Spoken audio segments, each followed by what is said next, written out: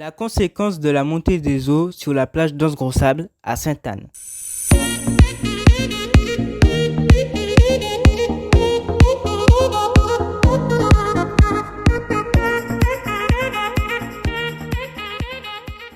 Quelles sont les mesures contre la montée des eaux qui modifient les littoraux en Guadeloupe?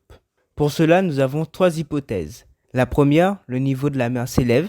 La deuxième, c'est à cause du réchauffement climatique. Et la troisième, cela modifie les plages. Nous sommes situés sur la plage d'Anse-Gros-Sable. Elle est située au sud de la Grande Terre. Le changement climatique est une variation de température sur le long terme qui est causée par les rayonnements du soleil ou par l'activité humaine, comme l'élevage intensif, les usines et l'agriculture. Sur ce graphique, nous pouvons remarquer l'évolution de la température moyenne mondialement de 1850 à 2020. En effet, nous voyons une augmentation de 1,2 degrés Celsius. La fonte des glaces est donc une conséquence directe du réchauffement climatique qui est accéléré par l'activité humaine. Les conséquences sont multiples et déjà palpables. En effet, ce sont les glaciers qui fondent, ce qui entraîne une augmentation du niveau de la mer et qui conduit à des inondations et des villes submergées. En effet, ce sont des gigatonnes de glace qui fondent, vont dans l'océan, ce qui cause la montée des eaux. Nous apercevons plusieurs conséquences sur la plage, comme les falaises qui s'érodent, ce qui cause des éboulements et donc crée l'apparition massive de galets,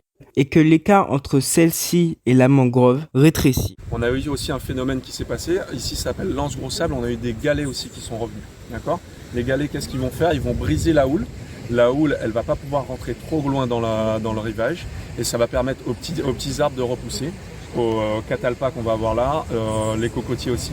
Et toute cette petite forêt en fait va protéger le littoral et va empêcher ce qu'on appelle l'érosion. La plage subit de gros dégâts au niveau des côtes où on peut apercevoir les falaises qui s'érodent à cause du réchauffement climatique. Mais il existe plusieurs solutions comme la revégétalisation et la protection de la mangrove par l'ONU. Protection, flore, faune, biodiversité des zones, mettre en place des actions et des projets pour pouvoir pérenniser certains sites et protéger d'autres. Nous nous trouvons devant une mangrove. Pouviez-vous nous dire son utilité? La mangrove, la zone humide, a une très grande utilité pour faire la zone tampon entre ce qu'on appelle l'arrière mangrove, qui est un environnement plus ou moins sec, et la partie littorale.